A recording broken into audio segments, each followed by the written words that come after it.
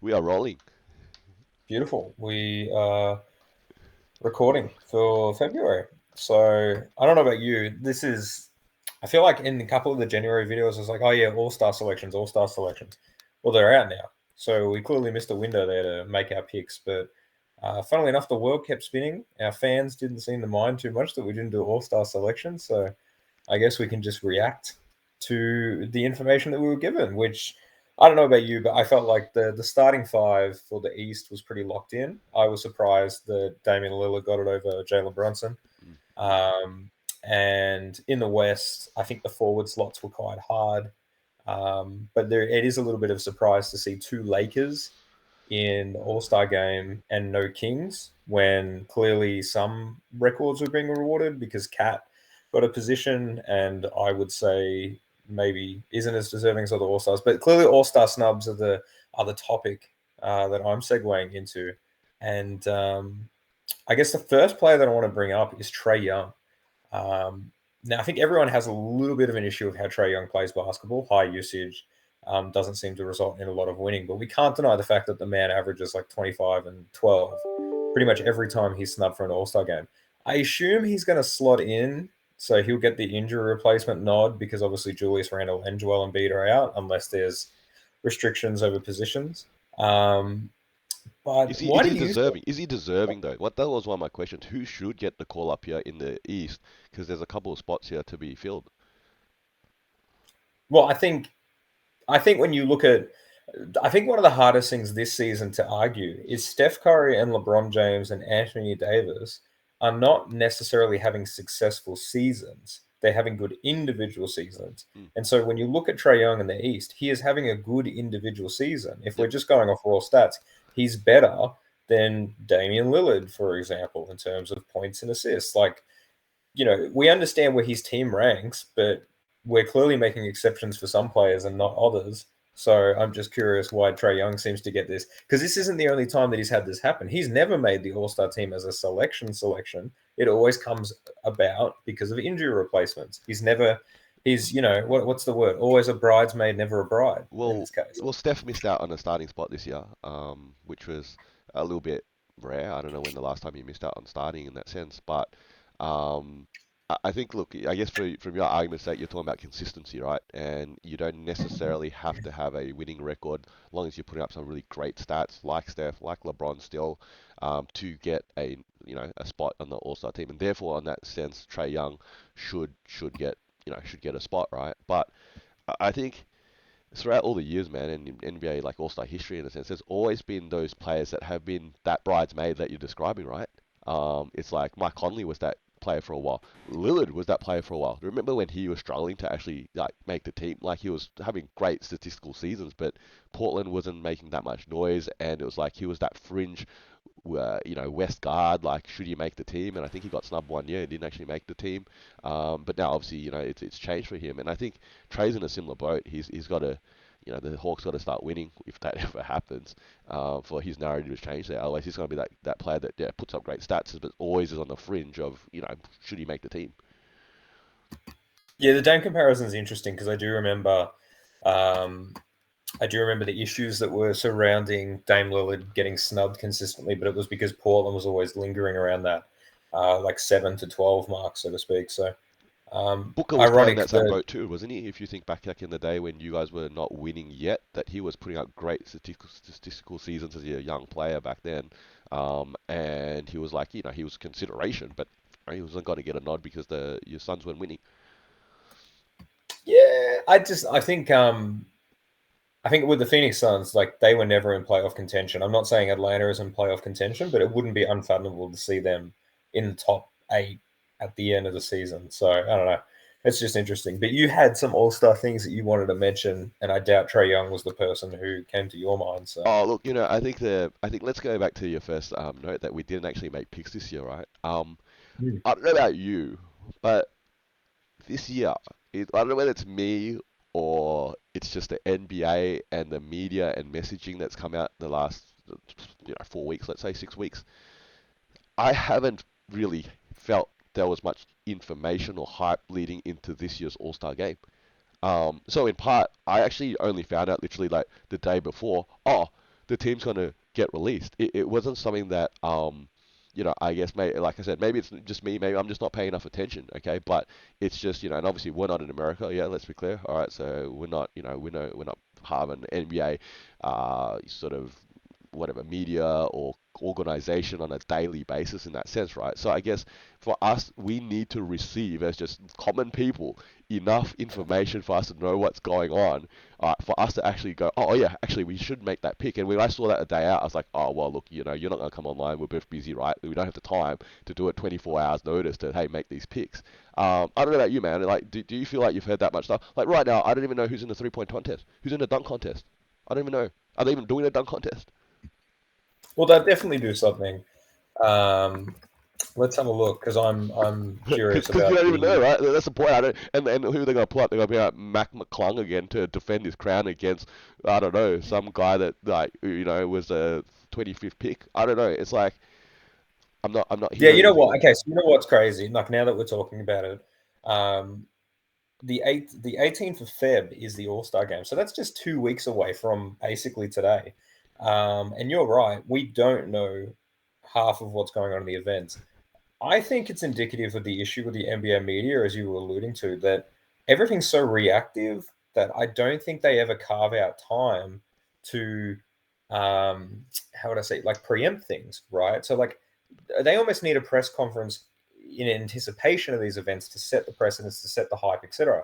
But what we're going to get, and I don't know about you, but the TNT crew does the All Star reserves, and more of the time is dedicated towards talking about the snubs than it is about celebrating the guys who made it. And it's almost like this perpetual media that keeps going of we're not really talking about anything that we're looking forward to. It's all almost negative, right? And we can already gauge what's going to happen post the All Star game. We're going to be disappointed that no one played enough defense. The dunk contest should just be abolished because it's no good anymore. The only thing that I think that's interesting is they're doing the Sabrina versus Steph But 3 point what is shooting. that? Is Sabrina joining the guys to join that competition, or is this just No, another it's event just that a one. adding on They're the just a one-on-one. Those one? two are having a one-on-one. They're just having a one-on-one. I don't know who else is in the 3-point shootout lineup this year. Is Steph going twice in the men's division and the 1v1 versus Sabrina division? What's going on? I don't know. That's what I'm trying to say. I don't know. I heard that too, but I actually don't know. I'm like, we'll find out on the day. Is that what's going on here? You just tune in and go, Yeah, oh, just okay. rock up. Just Just just just just rock buy up. flights. Buy flights to Indianapolis. Grab your tickets for 3 days. Grab a 3 day pass. Just drop that 7-8 grand, and Well, you will be Well, entertained. let, Hopefully, let's start maybe. with one of the names that just rocked up. It is Paolo Banchero. This kid's just rocking up. Hate on me right now. We got an all-star. We got an all-star, all right? Our two viewers this week that actually have seen our old videos too can actually know what we're talking about, and those two viewers are me and you, right? So, No, no, no. I'm we, not watching. Are you watching? I'm not watching. we're watching ourselves now, all right? So we're watching ourselves in I'm real going to time. tune in now. I'm Yeah, going to bump yeah, the yeah. counter. No, but look, hey, look. In all honesty, great. The kid got a all-star nod. Happy for him. I'm actually sort of shocked. Okay, I'm sort of shocked. This is like again, we're talking about Trae Young, right? Um, is Banchero's season more deserving than Trae Young's? And yes, the Magic are winning slightly more than the Hawks, I guess, to an extent right now. Yes, he's probably our best player. Okay. Um, and again, I think last week I talked about is this deja vu of where we're going? Oh well, Vucevic was an All Star. Yeah, we had All Stars back then when we were at 41 each year, right? It was like so. Look, it's great. He got a nod. I guess I was wrong. I don't know, man. Do you think he's deserving? Yeah, yeah. I would have selected him as well if we ended up doing our selections. I think he's just been consistent for you. And obviously, Franz was out for a small stint of time, and that kind of helped cement his case because otherwise they were kind of neck and neck. They're kind Mm-mm. of a two-headed sort of snake in terms of the offense. But yeah, like I think he's been really, really good. He hasn't had any explosive games like everyone else. I think his highest that he's had this season is like 35 or something. I think he might have had a game winner, or at least a really close to a game winner. But I think it's also a narrative. Like we know that the All Star Game is a narrative, and they are currently like are they they're in the top eight. I know that much. And Well, I know that you last week wanted to talk about how bad their record is, like as in it doesn't matter. But like they're neck and neck with Miami at the moment. They're a legitimate top six We're team limited currently. fringe playoff team. Yeah, that's really what we are. We're a legitimate fringe playoff team with a list of six other Legitimate, teams that yeah. legitimate fringe playoff team. I think, look, maybe here's another take, and people can hate on me on this one, is that maybe the East is just weak. We talked about the standings last week and how the East standings are skewed now towards being a weaker division once again to the West. And we're obviously talking about two injury replacements for Embiid and Randall, right? And we're saying, hey, Trae Young should probably get one of those spots. Who's even the second player you would name in the East that should get called up? Well, you're looking at the snubs now, right? So you're looking at people who could have gotten a list. So like DeMar DeRozan could No come to way. mind, No way. leading the He's not an all-star. Bulls. Well, I can give you a Maybe list of from names. Why there's not Double Lamelo Magic. Lamelo Ball? Yeah, why not him? Yeah, I guess Well, Chris Stapps is way the too other limited. argument, right? Chris Stapps is the other argument. Yeah, Kristaps and or Derek White, if people want to make a strong enough cake for Derek White, but I don't think there is.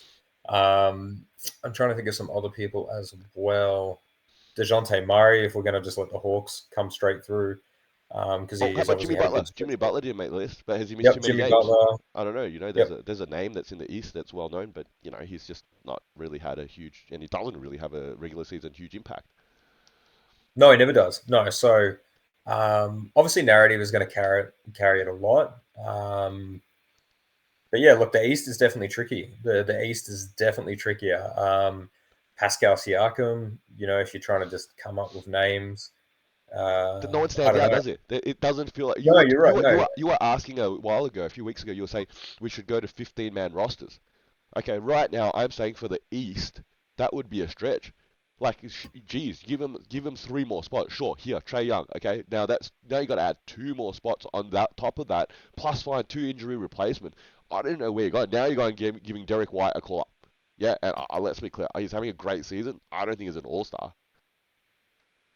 I think, look, the logic behind the 15 roster, in case you missed the point last time, you wouldn't do injury replacements though. So Joel Embiid and Julius Randle being out, they're on the 15-man roster, but only 13 are going to suit up for the All-Star game. That was the logic behind it. So how many, I how many think, injuries do they need to have before they actually replace them?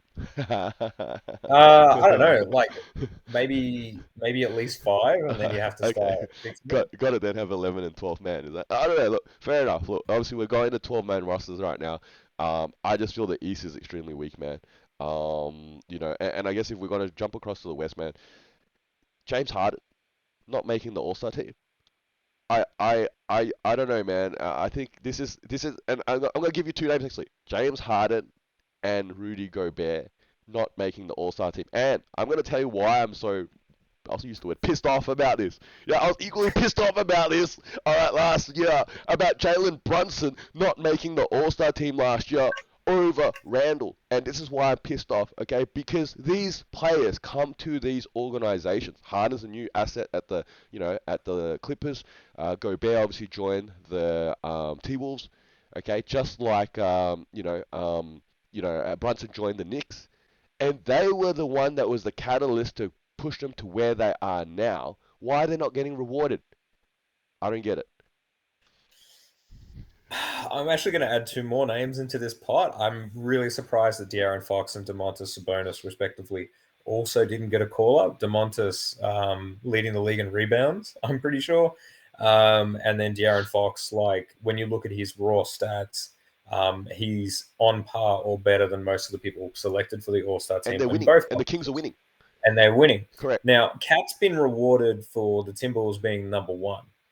If I don't know why Cat was selected. No disrespect to Cat, but complete disrespect to Cat. He's a really up and down option. He alone is not the reason why they're having success. Ant is clearly a superstar in the making.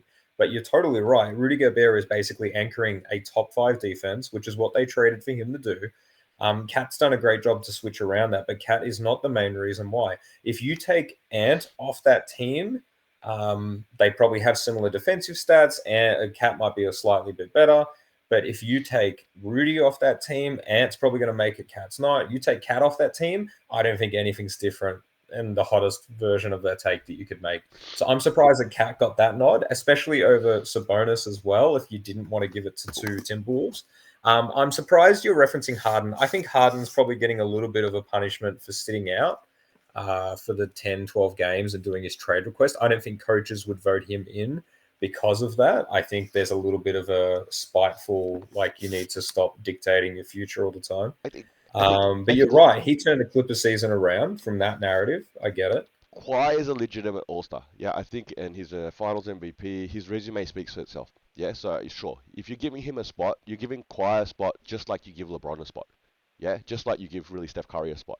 Yeah, that's the reality of the situation there. Yeah, you're giving these players a spot because of that resume almost that is so successful that they're getting a spot even if they're not really, no longer a prime performer in that sense.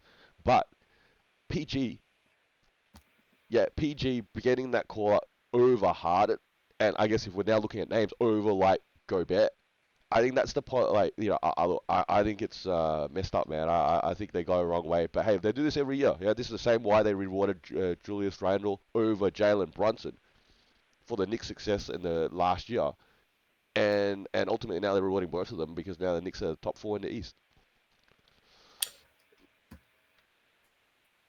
I think this is where the 15-man roster argument comes a little bit stronger, right, in the West, because I think there is, like, as we alluded to before, the East is weaker, the West is stronger. The West has more people who are having impact. When you look at the records, I think it was the Lakers v Knicks, and it was like, I think it's like the Lakers are like 26 and 25 or 25 and 25 or something, like very even.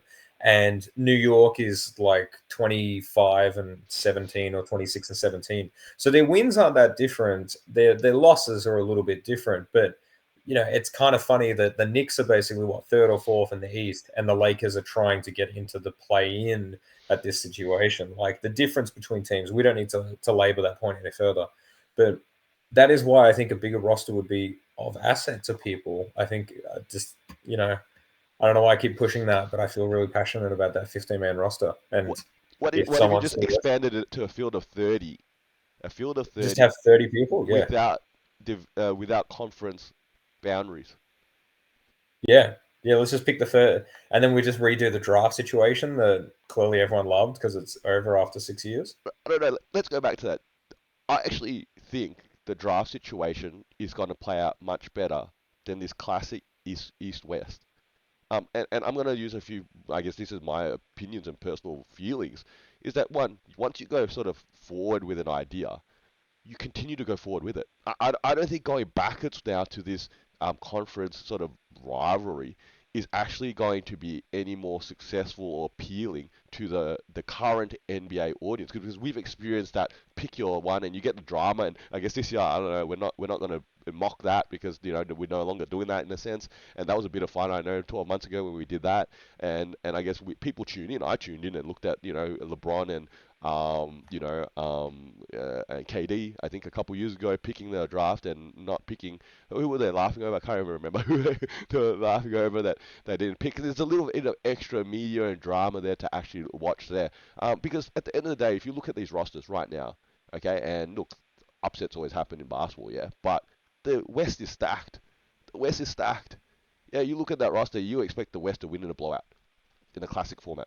I don't know, and unless they just don't care, which happens because it's an all-star game, I think that's what it's going to shake out to be. I don't know. Look, I think the issue with All Star games, the talent doesn't always equate to winning, right? Like, we looked at, did Well, it's not the LeBron talent; it's a lose last? trying. Do you think it's talent or trying? Because it's Yeah, like, no, how it's much should I go definitely effort. try? It's 100% effort. Really, if you're trying to bank on how to win an All Star game right now, you want to get Dame Lillard, Luca, and Trey on a team, and Steph, because you're just going to bomb threes the whole game anyway. So that's probably what's going to get you the win. Um, but yeah, you're totally right. Effort, I think, is going to carry someone far more than that. But yeah, look, it's I guess in regards to effort, man, I don't know about what do you think about Joel Embiid, man, his current knee situation. Oh no, I'm opening up a can of worms and a door for you to talk about knees, man. But Mate, before I hand the mic to you, I guess I want to firstly sort of say. Well, firstly, guess what? The Sixers have Mo Bamba to the rescue now, right? They can get some rotational minutes for our lottery pick. How many years ago now that never panned out, and you guys can see how much he sucks as well. So I guess that's the reality in the Sixer land. That they're missing their MVP center for a unknown period of time at this point. And one of the biggest narratives here is that he's not going to hit his 65 games. He's not going to qualify Yeah, for an award. And I've been thinking about this because now it's a topic, and I don't know whether it was real news or fake news or something, but some players, there's some memes out there or imagery out there that they're saying this is a stupid sort of cut-off number as well.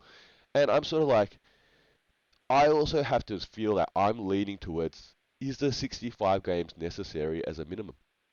Yeah, I'm feeling that it isn't. Yeah, I don't know. You tell me, man, and tell me all about your knees. I'll go with the line in the sand, right? Because that's what they've done. They've tried to draw a line in the sand to get people to play more.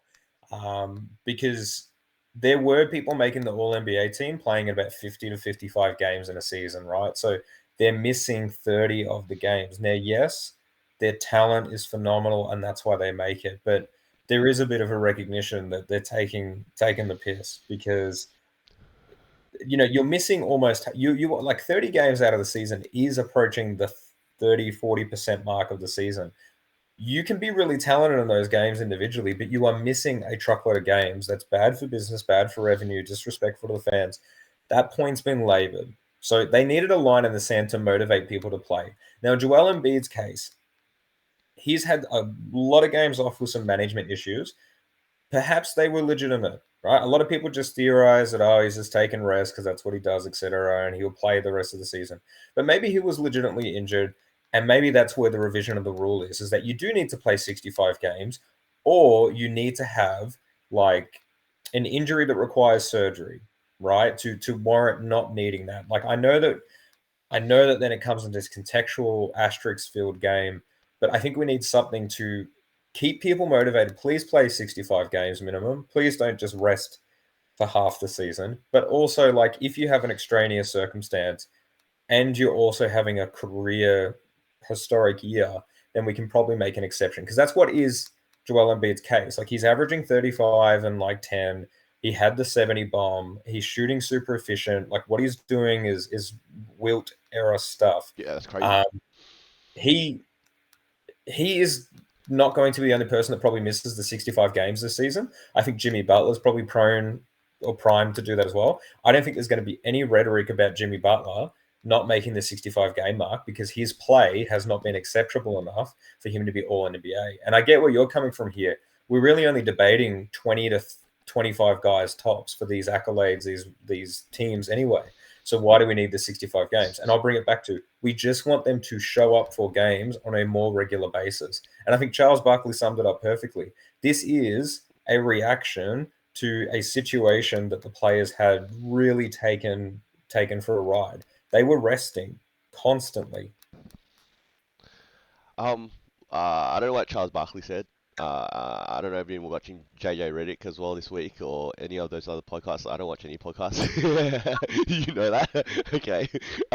So I don't actually know what anyone else is saying, okay? And as you know, I also know social media, so I don't see any of that narrative either. So it's um, I'm gonna liken this to a workplace, and this is that employee. There's two employees, right? Employee A rocks up every day, does what he's asked to do, exactly his job description, and that's a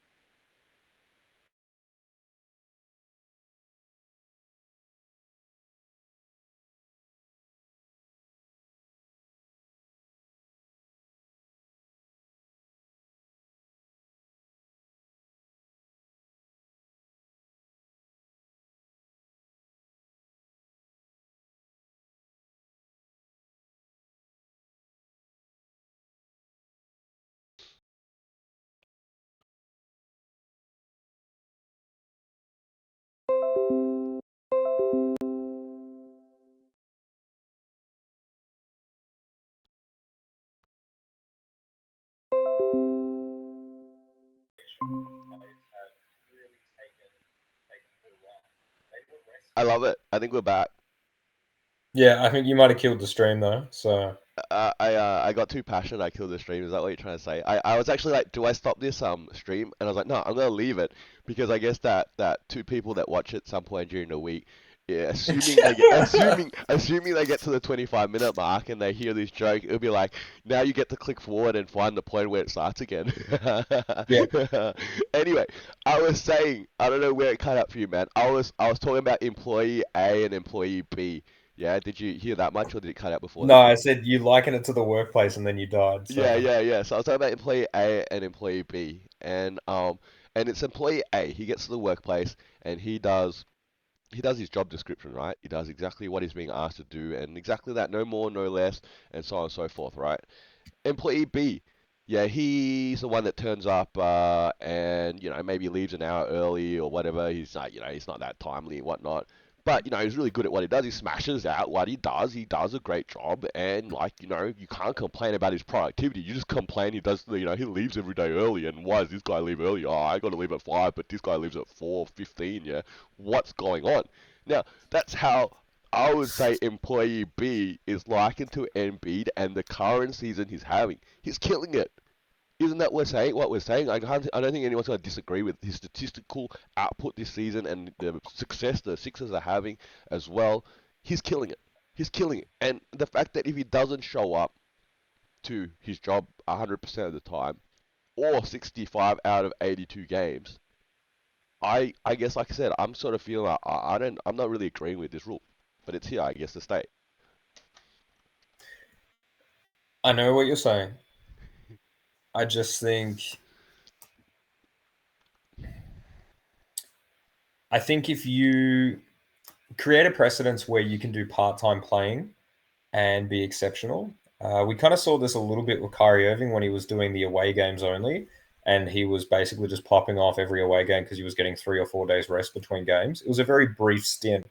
But if you start trying to use little snapshot samples to argue people's greatness or things, I think we're going to lose sight of what greatness actually is. Because Joel Embiid at this point's only played, 35 games. If his season was to end today, as good as he was, I don't think he's deserving of MVP I over think Jokic, who's going to do what he does all season. That would be as an example. I think you raise a couple good points. Let's firstly start with if his season ended today. Okay, that's a question mark. I think there's some hope within the organization that he does return at some point this season. When that happens, whether that's regular season or maybe playoffs time, no one knows right now. Okay, there's still an unknown sort of timeline on his injury management at this point. Uh, you're right. At 35 games played, that is a huge. I don't think a MVP has some players won an MVP at 35 games being played.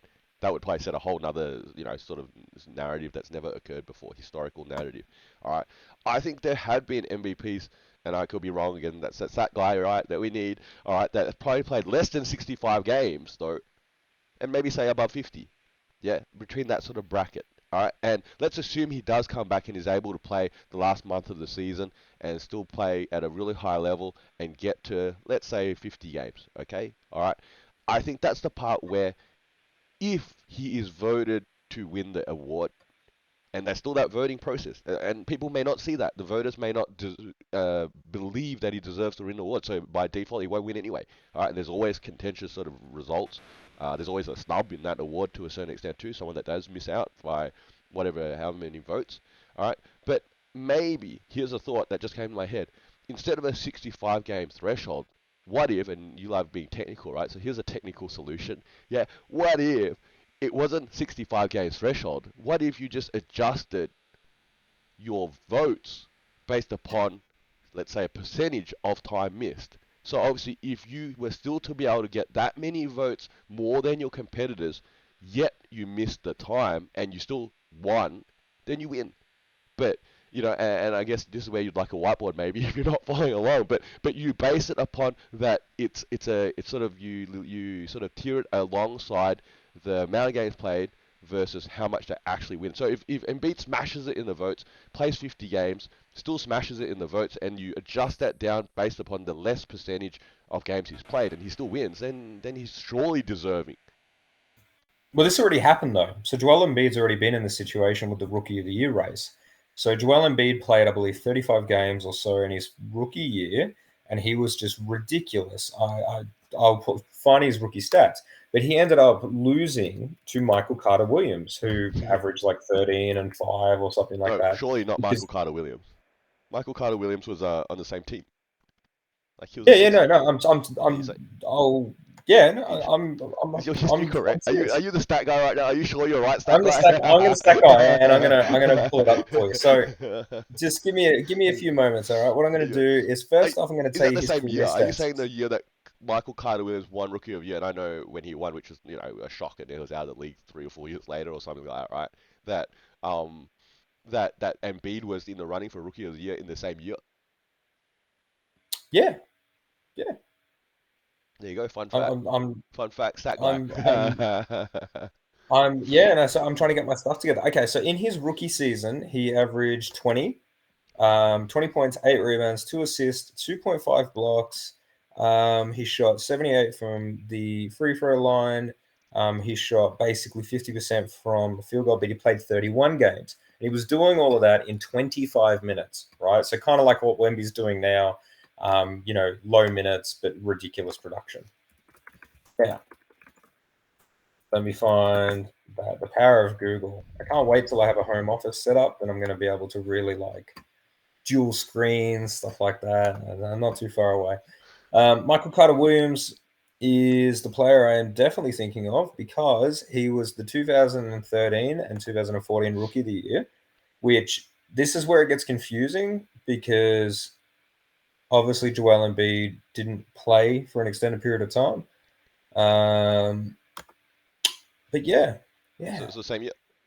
That's what you confirm. No, that's not lining up as the same year, so that's what I'm trying to. Because I don't think it should be. I don't think it's the same.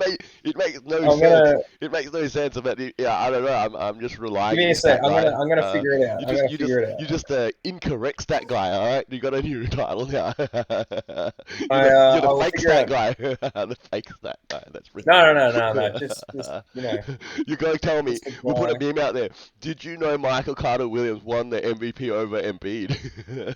It definitely is a clickbait title.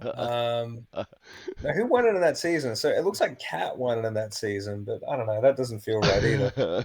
Um, This is the other part where we can self-critique ourselves where we could be just more organized with some of our topics and and put in 100%. the We research could do a little beforehand. bit But more. hey, this is because we only got spare time, right? So This is yeah. We're really committed to that spare time. If you feel like we should be more prepared, then like help support the channel. that's right. That's Then we right. can have more with that. Subscribe Mate, there it was or Malcolm. there Okay, somewhere. my apologies. It was Malcolm Brogdon. It was Okay. Brogdon that I was thinking. So Brogdon won Brogdon the legitimately year did. that Embiid was in his rookie year. They were both rookies in the same year. Brogdon won, which was not very. He was a really sort of underwhelming statistical winner. Yeah. Correct. Yeah. So his averages, for comparison, he played 75 games, Mm. but averaged 10, 4 assists, 2 rebounds, that kind of thing. So did not do as much, really. Sorry, I got a bug on my bed. Did not do as much, uh, but played enough games. And the Rookie of the Year race that year clearly was not too interesting. I can even pull up the voting because I'm getting real official now with my stats now that I'm actually on the NBA. So Malcolm Brogdon won. Okay, so this is quite the race. So Malcolm Brogdon won 414 votes total. He came second. Sorry, he had a runner-up called Dario Saric. So Dario Saric ran second in that year, and Joel Embiid actually ran third, and then Buddy Hield, Jamal Murray, kind of closing out that So section it there. was a Jalen Brown, even on that list as well. Kind of crazy to see how well his career has panned out, considering he did nothing his rookie year. But what I'm trying to get out of here is that Joel Embiid was fielding votes because of his exceptional nature. hmm. But I think we all collectively understand rookie of the year is the biggest, like, I'll just make it up as I go sort of vote. Like LaMelo over Ant, right? LaMelo played far less time than Ant did, and Ant hit his stride late. and made it a race, but LaMelo had already cemented it with his 40 or 45 games in that stint. So, um, you could make a really strong case and say we have already solved these issues with picking people for awards because the media does eventually get the general consensus of he played so well, but he just didn't play enough games to warrant it over this guy. So they get that aspect. And I think to bring it full circle and make sure that we can actually move on to a different topic, um, it's just about getting them to play games. It's about holding them accountable with a line in the sand to get them to show up on regular basis because they weren't. Players were not playing enough games. They just weren't. Star players were playing 50 and they've tried to bring them up to 65. And that means that 15 extra games a season, a superstar is playing, hopefully, and a little boy or little girl who's traveled with their parents and it's the only game that they're going to go see for the year and they want to see their favorite player, they get to see their favorite player because it's really all about the kids if you Well, haven't figured it that out. little boy and little girl that saw Embiid push through his sore knee now got to see him tear his meniscus too. And they've got a lifetime story to take home there. Because I got two questions to move on to the next topic. One, what do you think the risk is that Joel Embiid's injury is going to be one that alters his career, like say DeMarcus Cousins? Um, Substantially high because he has a prior history of injuries. So a Because you know what meniscus I'm tear. talking about, yeah? Because remember, DeMarcus Cousins, he was balling, man. He was going crazy in New Orleans when he obviously just left the Kings, and him and AD were like the twin towers there, and 20 and 10, and going crazy back in the day before Jokic was doing sort of Jokic sort of numbers, right? And then he did his knee or his Achilles. What was it? I can't remember. All right, and then he was done. That was it. Obviously, an Achilles is probably the worst injury that you can get. A meniscus is far more manageable because it can be operated. It can just be rehabbed. Um, it I think that the hardest part for Embiid is he's already had lower leg injuries, right? So he's already had a meniscus tear in his right knee. I'm pulling this up as I read. He had obviously the foot fractures in his rookie season as well. Um, but this isn't the first time that he's had a knee issue. Meniscus tears, meniscus doesn't heal for those that are unaware. Surgery shaves it. They don't actually fix it. They shave it because what happens is the meniscus is supposed to be like a smooth line and then it gets these little crackles in it or little spikes in it and then it causes irritation and you just obviously throw out your biomechanics. So they shave it down, they make it nice and even, but you can lose your meniscus. You can actually lose so much meniscus from injury that eventually it's just cartilage on cartilage and I'm currently dealing with that in my personal life that I got cartilage on cartilage, which is not a good deal. If you need an NBA comp, though, Brandon Roy is a player who got it down to the cartilage and Mm, then just mm, couldn't keep going. mm, Joel Embiid is over 7 foot tall, probably weighs about 150, this bloody bug, 150 kilos. He is a big dude, carries a lot of weight, and he's already been playing now for almost 10 years. So, there was a window for Joel Embiid, and I think it might have potentially closed. I was ready to get on here with a hot take and say if the Sixers don't win this year, he will never win because I don't think he's built to last. He gives off strong Yao energy where he's just mm. so big and the durability after a while, especially since he has, as much as people want to harbor the whole, oh, he never makes it in the playoffs. No, he does. He goes to the first round and or second round. So he's playing extra games every season. He just, he, I think the hard part is he will get the surgery. He has to then come back from it. Like I think a lot of people think, oh, it's an injury for 4 weeks and then he's back. And it's like, no, no, no. Like it's a recovery time of 4 weeks, and then there's like probably another 2 or 3 weeks of getting back into game shape. And you're Mm. seeing it with Tyrese Halliburton right now. Grade 1 hamstring sprain. Really optimistic. Okay, only going to take 2 weeks. Comes back, then rests even longer. Mm, Still comes back on a minutes restriction, and that hamstring injury has blown out. Most injuries blow out, right? Most injuries blow out because, if I'm going to go on my conspiracy tangent real quick, it's about gambling odds, right? People, mm. people that bet money on the Sixers to win the NBA championship. And you know what? There's going to be some lucrative odds right now, and they're going to be hoping that people bet on Joel Embiid coming back from injury. You can sell the narrative that the team will have time to gel. Maybe they do a trade to get a new superstar in to help take the load off Joel Embiid. But ultimately, he's probably not playing until after the All Star break. And by probably, I mean he won't be playing until after the All Star break. And then, depending on their seeding and depending on what the team looks like, he may not play again in the regular season, right? That is not as far fetched to see because we're not that far away from the playoffs, especially when you're talking about an injury that can take 4 to 6 weeks to recover from. And then there's conditioning and coming back. He's in trouble. And it's made the East even easier to predict because it really should be the Bucks and Celtics now in the conference finals. So please clarify this conspiracy just for me and our zero viewers that you're saying that the NBA injured Joel Embiid. No, no, no, no, no. I never said that they did it on purpose. I'm saying they don't want to reveal information ahead of time to influence gambling odds. So obviously, everyone has the information. He has a meniscus So you're tear, saying that they and know he's. what's going on, but they don't still want to give out the info. I think. I think the general consensus would be if he doesn't get the surgery, he's not playing again this season because the recovery on a meniscus without surgery is as long as a piece of string. He really has to be able to get to a level where he's comfortable and can play through it, which just opens him up for a more severe injury. So shaving the meniscus allows him to come back in a quicker period of time. I believe we've seen other players do this before. Some pick surgery, some don't pick surgery, but I, ultimately I, it I, takes time. I think your conspiracy basically hinges on we've seen this before 100 times that they give a timeline and it may or may not be met, and either a player returns ahead of schedule or returns or never returns yet, like Lonzo Ball. Yeah. Um, I think that's just the reality of sports and how a player or person reacts to surgery and recovery. Um, yeah, look, I guess, look, end of the day, I hope he comes back and bounces back and continues to be an all-star, superstar sort of in the league. But there's definitely some level of concern that, oh my God, we saw him go crazy and then goes down now with this injury and then he goes down that path like you mentioned, Yao, and I also talked about DeMarcus Cousin, and that would be really, really disappointing, I guess. But yeah, man, injuries are injuries, right? Which, Yeah, look, like to summarize it really quickly, it's just disappointing, not for their title hopes, not for his legacy or anything like that, but phenomenal player having a phenomenal season. And now we have one less phenomenal player having a phenomenal season. And the league is better when there's more great players doing great things.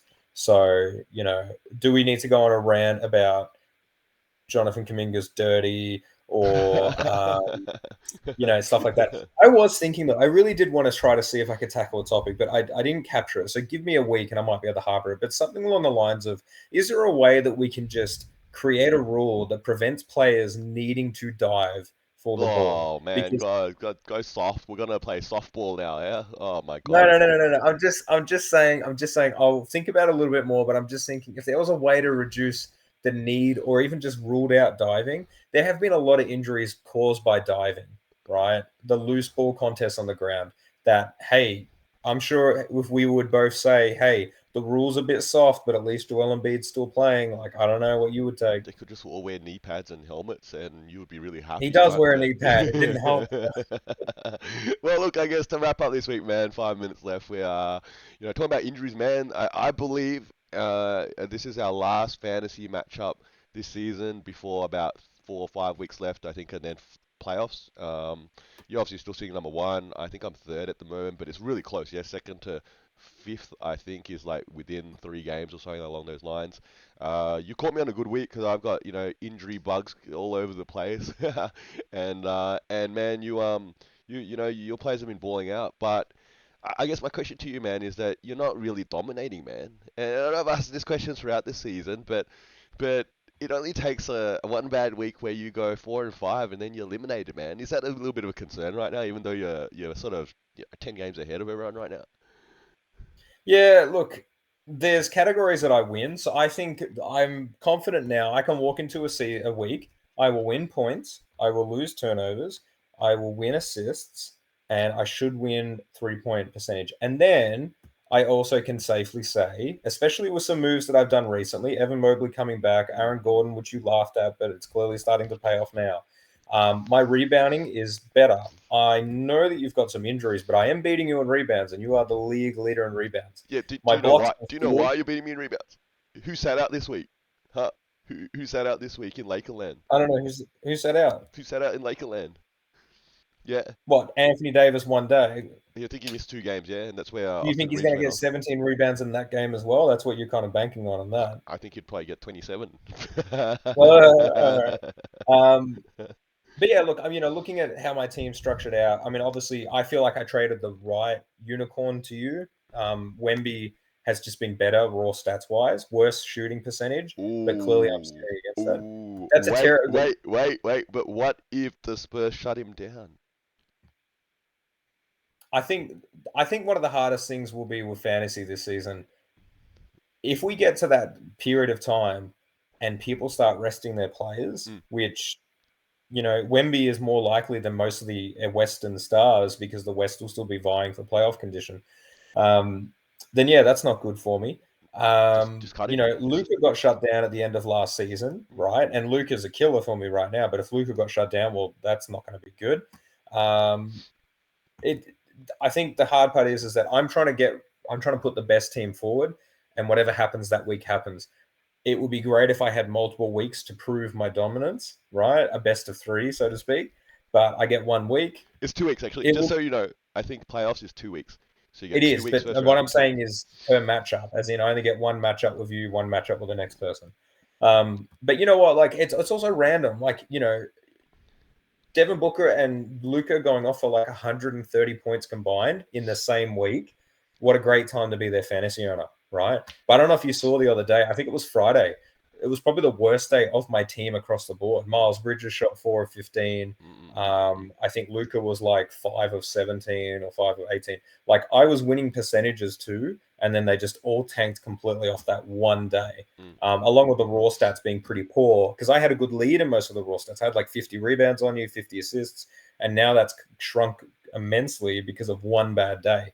So ultimately, you just got to put your players out there. You got to hope for it. I think really the conversation should be surrounded you because you went from basically being the laughing stock of the league Wilderness. um, to making so many moves that your roster is not even 10% the same as it was at the start of the season, and you're somehow in contention now. So Well, sometimes you just got to drill down in what you're trying to do here, and when you realize it does not working how you had hoped it would work because you didn't read the rule book properly at the start of the season, that that you have to sort of tear it down and start all over again. And yeah, look, man, I think you're gonna win this week again, man. And I guess kudos to you, man. GG. I think you're gonna sweep me for the regular season. Yeah, that's probably like 4-0 for you. I think that the 4 times we played. Yeah, considering that you got one extra stat in that first week as well, right? That gave you that tipped you an extra that win. was So that was yeah, a was a big I one. thought Yeah. we tied that week, and then suddenly you got that win too. Um, but hey, look, I guess now I just become like the believe Warriors, right? If I come up against you in the playoff, man, like you said, man, I just got to win that one week, that one matchup, man, and go 5-4, man, and that's all I need. And hey, Wemby gets shut down because Spurs are doing the smart thing.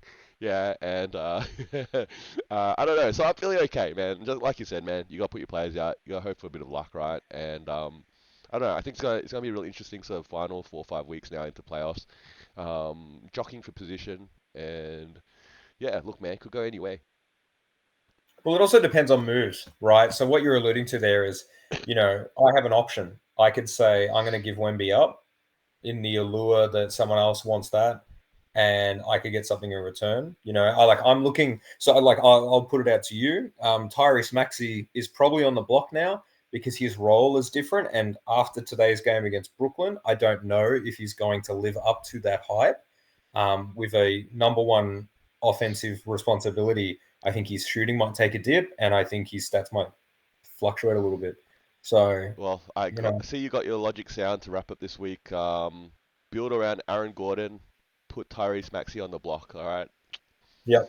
we'll talk some more next week. I love it.